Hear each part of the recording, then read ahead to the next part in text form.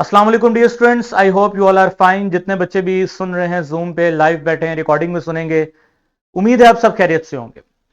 जी dear students, आज हम अपना चैप्टर का थर्ड चैप्टर का last knowledge 3.6 radio activity and atomic identity क्या पढ़ने वाले हैं। Radio activity and atomic identity बड़ा जबरदस्त टॉपिक है। क्या है इस टॉपिक के अंदर, एसएलओस देख लेते हैं। सबसे पहले SLO explain that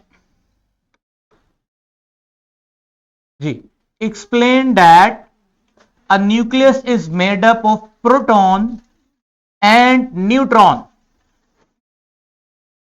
held together by a strong nuclear force। बड़ा आसान एसएलओ है कि हमने ये चीज समझनी है कि न्यूक्लियस के अंदर क्या मौजूद होता है, प्रोटॉन और न्यूट्रॉन, और उनको किसी ने जोड़ के भी रखा हुआ है। ठीक है। Next, state that radioactivity can change the proton number and alter the atom identity। यानी कि रेडियोएक्टिविटी क्या है पढ़ेंगे आज। ये ऐसा प्रोसेस है जिससे एटम की पहचान ही चेंज हो जाती है। क्यों होती है देखेंगे।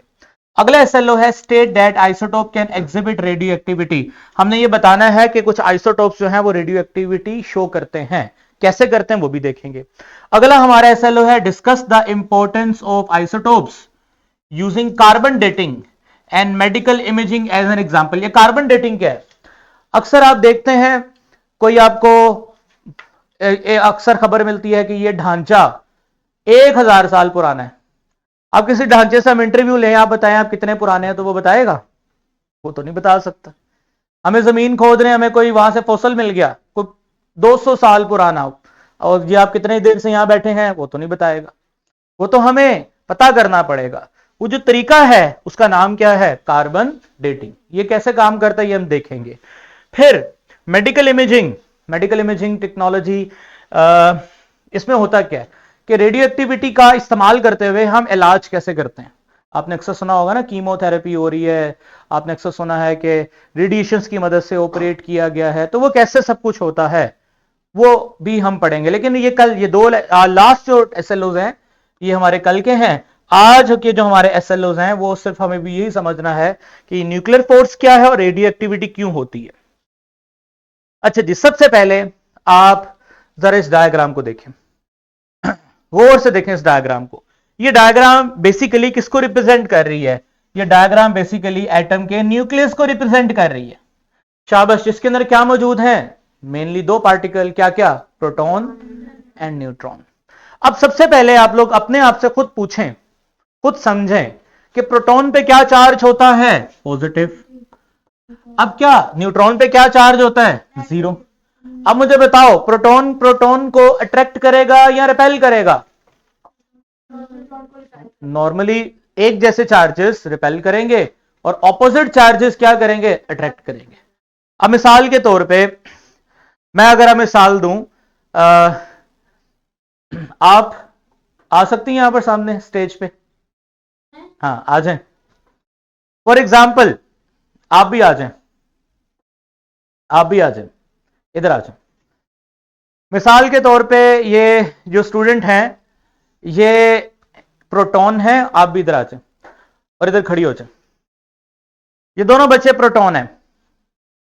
इन दोनों को इकट्ठा साथ मैंने खड़ा करना है, तो बताएं इनको इकट्ठा खड़ा करूंगा तो क्या मसले आ सकते हैं?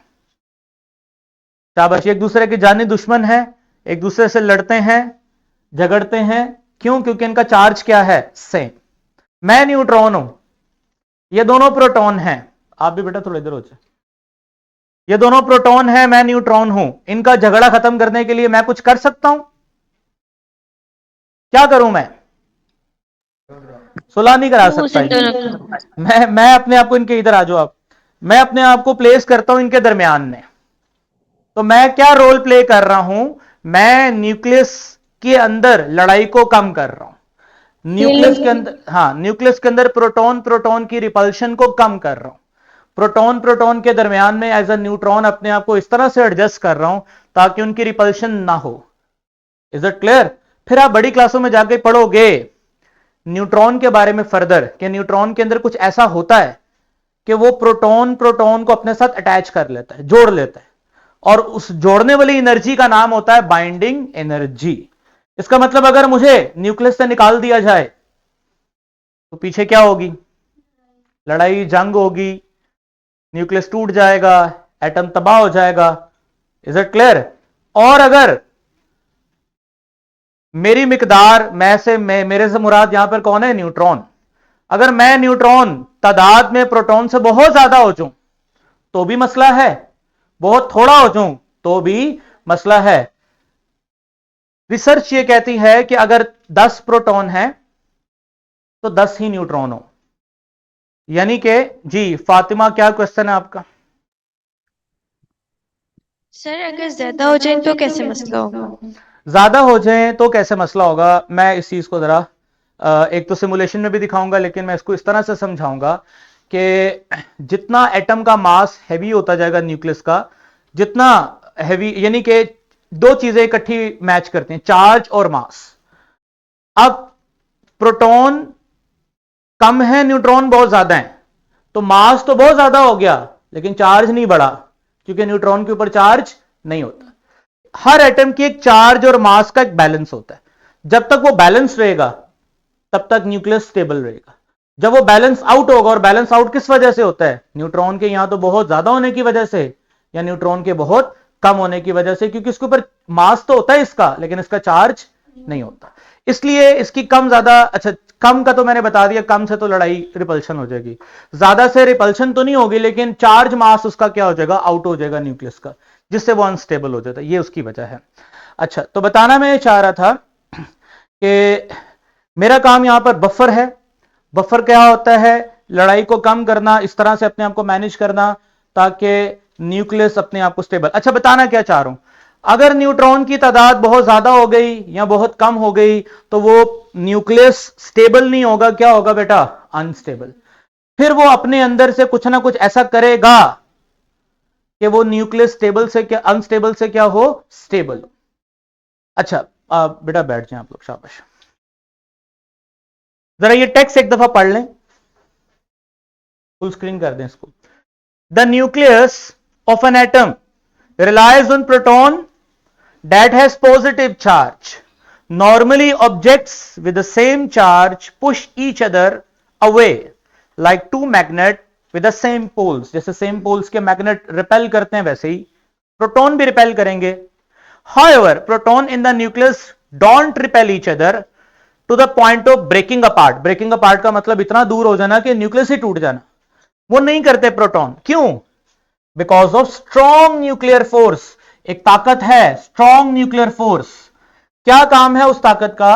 उस ताकत का यही काम है कि this force is like a binding agent. ये बाइंडिंग एजेंट ग्लू का काम करती है, that hold the proton together. Neutron, अच्छा ये बाइंडिंग फोर्स आती कहां से? मैंने बोला बड़ी क्लासों में जाके आप पढ़ोगे, न्यूट्रॉन अपने अंदर से कुछ ऐसी चेंजेस करता है कि वो वहां से एक बाइंडिंग फोर्स जनरेट करता है। वो कैसे करता है वो हमारा स्कोप नहीं है, बस इतना पता होना चाहिए कि ये न्यूट्रॉन के अंदर कुछ ऐसी खसूसियात होती हैं कि ये बाइंडिंग फोर्स को क्या करता है? जनरेट करता है। Neutron also play a critical role by positioning themselves between proton. Between proton अपने आप को वो पोजीशन करता है, रिड्यूसिंग देयर रिपल्शन, जिससे उसकी क्या कम होती है बेटा? रिपल्शन कम होती है। The stability of nucleus is insured by the combined effect of strong nuclear force and presence of neutron। यानी दो चीजें जिम्मेदार हैं न्यूक्लियस को मेंटेन करने के लिए। कौन कौन? बाइंडिंग एनर्जी, और शाबाश दूसरा कौन है? न्यूट्रॉन। बाइंडिंग एनर्जी और न्यूट्रॉन दोनों मिलकर किसी न्यूक्लियस की शेप को क्या रखते हैं? मेंटेन रखते हैं। अच्छा, अब मैं ना एक काम करता हूं, एक सिमुलेशन आपके साथ जरा शेयर करता हूं, वो जो सिमुलेशन पहले थी जी। अब जरा ये देखिएगा, ये पहले इस चीज को समझ लें। ये हाफ लाइफ लिखी हुई है, हाफ लाइफ का मैंने बताया। अगर किसी चीज की हाफ लाइफ बहुत थोड़ी है, इसका क्या मतलब है? कि वो जल्दी जल्दी जल्दी मानी बहुत कम टाइम में टूट जाएगा। यानी अगर किसी चीज की हाफ लाइफ है 5, मसलन एक शख्स उसकी हाफ लाइफ है समझ लो कि 25 साल, मतलब क्या है कि वो 50 साल की उम्र में मरेगा तो 25 साल उसकी हाफ लाइफ हो गई। एक शख्स उसकी हाफ लाइफ है 50 साल, इसका मतलब वो कब मरेगा? 100 साल में। तो हाफ लाइफ कहां पर आई? 50। इनमें से ज्यादा स्टेबल कौन है? जिसने 100 साल में मरना है। समझ रहे हैं आप मेरी बात को? यानी जिसकी हाफ लाइफ ज्यादा है वो उतना स्टेबल है, जिसकी हाफ लाइफ कम है वो उतना अनस्टेबल। ये बात आपने याद रखनी है। अब ये आपको ऊपर हाफ लाइफ नजर आ रही है। अगर हाफ लाइफ बढ़ेगी, प्लस में जाएगी, आप देखो ये प्लस की वैल्यूज है, तो मोर स्टेबल एलिमेंट। और अगर हाफ लाइफ माइनस में जाएगी यानी कम होगी, तो एलिमेंट क्या है? Least stable. वही बात है, हाफ लाइफ छोटी है तो ये इसको फुल स्क्रीन करें, नजर नहीं आएगा। ये देखिए ये डाटा आपको नजर आ रहा है, ये वैल्यूज यहां पर पॉजिटिव हैं। एरो दिखाएं जरा, मैं बचूंगा। ये जो वैल्यूज हैं ये पॉजिटिव हैं, ठीक है? यहां से हो सकता है ये जो वैल्यूज हैं बेटा ये पॉजिटिव हैं, ये वैल्यू नेगेटिव हैं। तो पॉजिटिव हाफ लाइफ का मतलब स्टेबल, नेगेटिव हाफ लाइफ का मतलब अनस्टेबल। अच्छा अब देखें जरा, अभी मैंने हाइड्रोजन बनाया, उसमें एक प्रोटॉन है। एक काम करता हूं, उसमें एक न्यूट्रॉन डालता हूं। तो ये मैंने उसको, ठीक है, ये मैंने इसमें एक न्यूट्रॉन डाला जी। एक प्रोटॉन और डालता हूं, एक ऐसा करता हूं कि प्रोटॉन कम करता हूं। मैं इसको दोबारा जरा, इसको दोबारा एक दफा देखते हैं। ये देखिए एक प्रोटॉन डाला, एक न्यूट्रॉन डाला, ठीक है, न्यूट्रॉन एक और डाल दिया। शाबाश, आपने चेंज देखा क्या आया? एरो देखा आपने किस तरफ आया? ये जो ऊपर, ये ऊपर आप जो एरो देख रहे हैं, ये आपने इस एरो को नोटिस करना है। दोबारा से आपने इस एरो को नोटिस करना है, इस एरो को जरा ध्यान से नोटिस कीजिएगा। ये देखें, न्यूट्रॉन कम करता हूं तो एरो कहां चला गया? स्टेबिलिटी की तरफ। फुल स्क्रीन करें। अच्छा अब जरा मुझे बताएं, हाइड्रोजन के न्यूक्लियस में कितने प्रोटॉन है? एक प्रोटॉन है और एक ही क्या है? न्यूट्रॉन। मैंने आपको शुरू शुरू में क्या बोला था? शाबाश, याद करो, मैंने आपको यह बोला था, मैंने आपको बोला था कि प्रोटॉन और न्यूट्रॉन इनकी तादाद अगर बराबर बराबर रहेगी तो न्यूक्लियस क्या रहेगा? स्टेबल। न्यूक्लियस क्या रहेगा? स्टेबल। जब इनकी तादाद में इस तरह फर्क आए कि न्यूट्रॉन ज्यादा होना शुरू हो जाए या बहुत कम होना शुरू हो जाए, तो वही न्यूक्लियस क्या हो जाएगा? अनस्टेबल। चलें काम करता हूं, एक न्यूट्रॉन और एंटर करता हूं। देखें ये एरो देखा चेंज हो गया। ऊपर वाला एरो देख रहे हैं आप, ये जो पर्पल कलर का है, ठीक है? अच्छा एक न्यूट्रॉन और एंटर करता हूं जी। कितने न्यूट्रॉन मैंने एंटर किए? 2 न्यूट्रॉन। एक न्यूट्रॉन और एंटर करता हूं, 4। ऐसा कोई हाइड्रोजन है? अच्छा अब देखिए, अब इस हाइड्रोजन के अंदर एक प्रोटॉन है और कितने न्यूट्रॉन है बेटा? 4। अब आप ऊपर डाटा देखें, यानी ऊपर वो बार देखें, तो आपको ये अच्छी तरह पता चल जाएगा। ये देखें, ये लीस्ट स्टेबल है। क्या है ये? Least stable. अच्छा अब यहां पर ना, ये देखें, ये आपको बॉक्स नजर आ रहा है जिसके अंदर लिखा हुआ है alpha decay, beta positive decay, proton emission, neutron emission.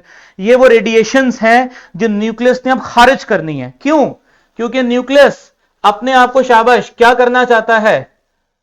Unstable से दोबारा क्या करना चाहता है?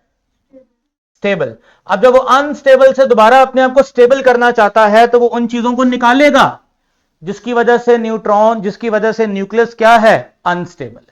चलो शाबाश बताओ, ये मैं न्यूट्रॉन एमिशन को क्लिक करता हूं, न्यूट्रॉन एमिशन को क्लिक करता हूं, न्यूट्रॉन निकला, फिर करता हूं, फिर निकला। देखो आपने ये नोटिस किया, ऊपर इस बार पे नजर रखो।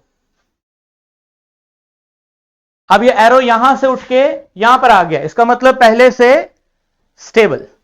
चलो एक और न्यूट्रॉन निकालता हूं, यहां से। जस्ट अ मिनट, एक न्यूट्रॉन और निकालता हूं, तो आप देखो वो मोस्ट स्टेबल हो गया।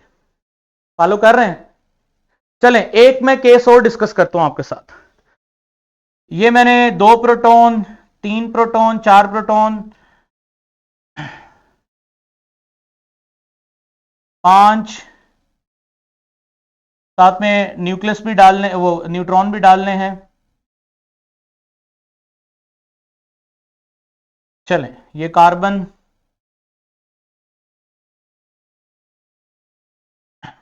जस्ट अ मिनट, ये एक प्रोटॉन एक न्यूट्रॉन, एक और प्रोटॉन एक और न्यूट्रॉन, एक प्रोटॉन एक और न्यूट्रॉन, एक प्रोटॉन एक न्यूट्रॉन और डाला, इस तरह मैं ऐड करता जा रहा हूं। एक टाइम आएगा, अब ये कार्बन 12 हो गया। शाबाश ऊपर, ये इस जगह पर अगर आप देखो,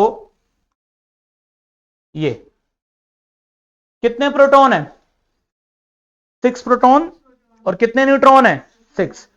कमेंट करो क्या ये स्टेबल है या अनस्टेबल है। हर चीज आपके सामने है, डैशबोर्ड जो आपके सामने आपको इंटरफेस नजर आ रहा है, आप मुझे देख के बताओ क्या ये स्टेबल है या अनस्टेबल है। कैसे पता चला स्टेबल? ये हाफ लाइफ से पता चल रहा है। शाबाश, कैसे पता चला? ये हाफ लाइफ से पता चल रहा है। ये देखिए, हाफ लाइफ में ये एरो इस तरफ है, इसका मतलब अभी ये क्या है? Most stable. बताओ बेटा आप, मैं अब इसको मोस्ट स्टेबल से अनस्टेबल करना चाहता हूं, तो क्या करूं? न्यूट्रॉन एंटर कर दूं? चले, न्यूट्रॉन एंटर करता हूं। ये मैंने न्यूट्रॉन एंटर किया, ये मैंने न्यूट्रॉन एंटर किया, वो तो अभी भी स्टेबल है। एक और एंटर कर दें तो अब जरा उसका एरो देखें, तो वो यहां से यहां आ गया, यानी कि मोस्ट स्टेबल से पीछे आ गया। क्या वजह हो सकती है? शाबाश, क्योंकि प्रोटॉन कितने हैं? 6, न्यूट्रॉन कितने हैं? 8। न्यूट्रॉन 2 ज्यादा हो गए हैं। मैंने आपको बोला स्टेबिलिटी के लिए जरूरी क्या है? न्यूक्लियस के अंदर प्रोटॉन न्यूट्रॉन की रेशो पास पास रहे, बराबर बराबर रहे, कम ज्यादा ना हो। एक आधे का फर्क पड़ सकता है लेकिन ज्यादा नहीं। चलो बताओ, कुछ तरीका बताओ कि मैं इसको ठीक करूं। एक काम कर देते हैं, 2 प्रोटॉन, देखो प्रोटॉन एंटर करूंगा तो कार्बन ही चेंज हो जाएगा, फिर मैंने कार्बन को चेंज नहीं करना, वही जो चीज डाली है वो वापस कर देंगे। वापस कैसे निकलेगी? ये ले, ये ले, ये वापस कर देंगे तो वो स्टेबल हो जाएगा। जी आप मुझे जरा फुल स्क्रीन पे ले आए। जी जूम पे बैठे हुए बच्चे जरा पहले बताएं कि न्यूक्लियस के स्टेबल और अनस्टेबल होने के पीछे की रीजन समझ आ गई आपको? अभी हम यही सीखना चाहते हैं कि न्यूक्लियस स्टेबल होता है या अनस्टेबल होता है। कैसे स्टेबल होता है? अगर प्रोटॉन न्यूट्रॉन बराबर बराबर रहेंगे स्टेबल, नहीं तो क्या है? अनस्टेबल। अब इस अनस्टेबल नहीं, अपने आप को स्टेबल करने के लिए रेडिएशंस को निकालना होता है। अब रेडिएशंस की तरफ चलते हैं। रेडिएशंस कितनी तरह की हैं जी? इसको नेक्स्ट स्लाइड कीजिएगा जरा जी, आगे फिर करें। नेक्स्ट, एक स्लाइड और, एक स्लाइड और करें, आगे आगे करें, नेक्स्ट स्लाइड। लो जी, ये बात मैं आपको पहले ही बता चुका हूं। जैसे ये पेंसिल पोजीशन ए पर क्या है? शाबाश, अनस्टेबल, अनस्टेबल। और अगर ये पोजीशन ए से पोजीशन बी, और बी से फिर कहां जाएगी? सी, सी पे जाकर ये क्या हो जाएगी? स्टेबल। वैसे ही अगर न्यूक्लियस अनस्टेबल है और वो अनस्टेबल से स्टेबल होना चाहता है, हाई से लो आना चाहता है, तो वो क्या रिलीज करेगा? रेडिएशंस को रिलीज करेगा। अच्छा, वो कितनी तरह की रेडिएशंस है? ये देखिए, ये मेरे पास एक बॉक्स है जिसके अंदर रेडियो एक्टिव सोर्स पड़ा हुआ है, यानी ऐसा केमिकल पड़ा हुआ है जिसने रेडिएशंस को खारिज करना है।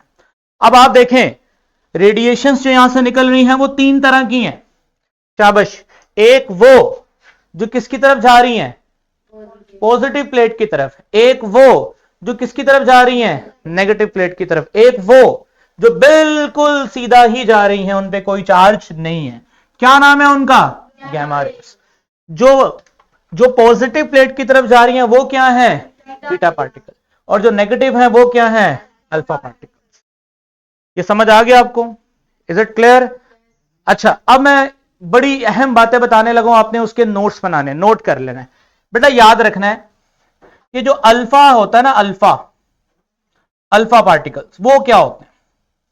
वो कब निकलते हैं? अल्फा कब निकलते हैं? अल्फा पार्टिकल्स कब निकलते हैं? दरअसल अल्फा पार्टिकल ग्रुप होता है 2 प्रोटॉन्स का, दो न्यूट्रॉन्स का, वेरी गुड, दो प्रोटॉन और दो न्यूट्रॉन का जो ग्रुप होगा उस इकट्ठे ग्रुप को क्या नाम देंगे? Alpha particles. चलो शाबाश, मुझे बताओ, दो प्रोटॉन्स डेफिनेटली क्या चार्ज है? +2।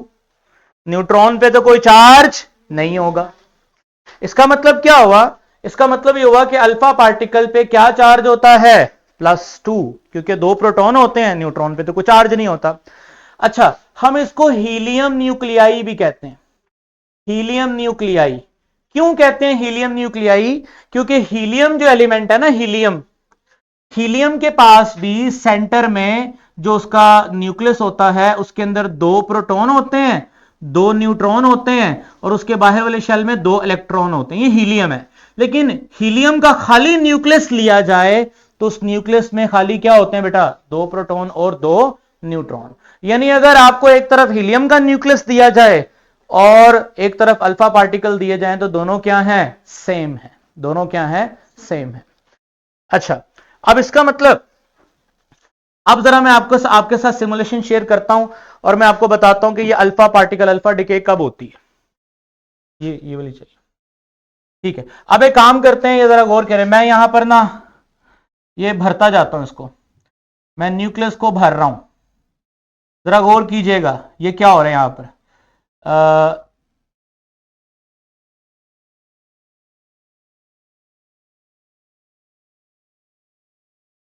यहां पर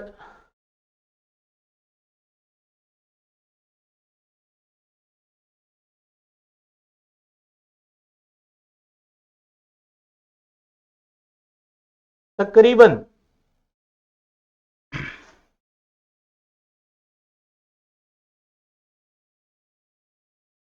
जस्ट अ मिनट, मैं न्यूक्लियस को फिल कर लूं एक दफा।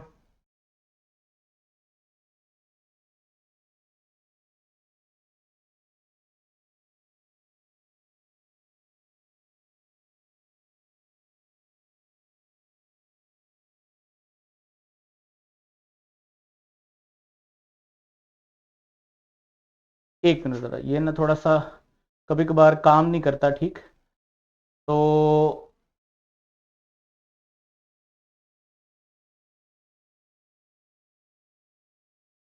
एक ऐसी सिचुएशन क्रिएट करना चाह रहा हूं जिससे अल्फा डिके होती है।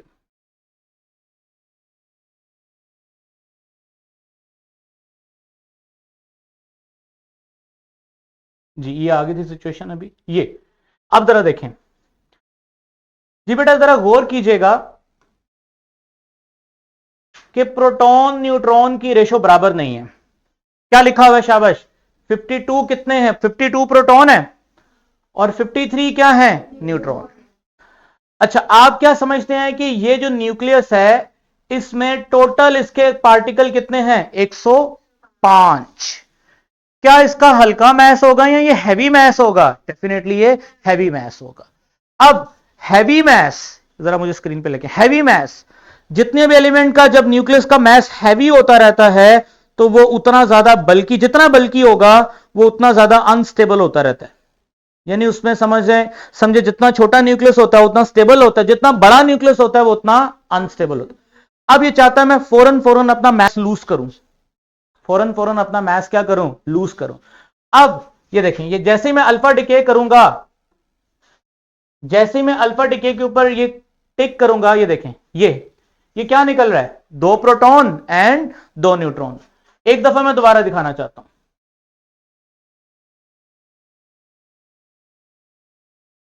ये देखें, दोबारा देखें जरा, अल्फा डिके के सूरत में देखें क्या क्या निकलेगा। वैसे तो आप यहां पर ये देख सकते हैं दो प्रोटॉन है और दो क्या है? न्यूट्रॉन। तो जैसे ही अल्फा डिके होगी तो अल्फा डिके के नतीजे में न्यूक्लियस के अंदर से दो प्रोटॉन और दो न्यूट्रॉन निकल जाएंगे। समझ आ गया आपको? तो अल्फा डिके बेटा आपने याद रखना है, जब भी न्यूक्लियस हैवी हो जाता है और एकदम से छोटा होना चाहता है तो वो हमेशा कौन सी डिके करेगा? अल्फा डिके करेगा। कौन सी डिके करेगा? Alpha decay. अच्छा, बीटा डिके कब होती है? बीटा डिके भी करके देख लेते हैं। ये देखिए, अभी बीटा डिके होगी। जैसे ही मैं बीटा डिके करूंगा तो देखिए कुछ निकला तो है, लेकिन आपने न्यूक्लियस को देखा है वो इतना ज्यादा छोटा नहीं हुआ। लेकिन ये बीटा डिके, कुछ निकला तो है न्यूक्लियस से। इसको फुल स्क्रीन करें ना, कुछ निकला तो है न्यूक्लियस से, लेकिन न्यूक्लियस कोई छोटा नहीं हुआ। इसका मतलब बीटा डिके तब होती है जब न्यूक्लियस ने छोटा तो होना मतलब न्यूक्लियस ने स्टेबल तो होना होता है, लेकिन छोटा अपने मास को कम नहीं करना होता। समझ आ गया आपको? अच्छा, अब वापस चलते हैं स्लाइड की तरफ। ऊपर करें जरा।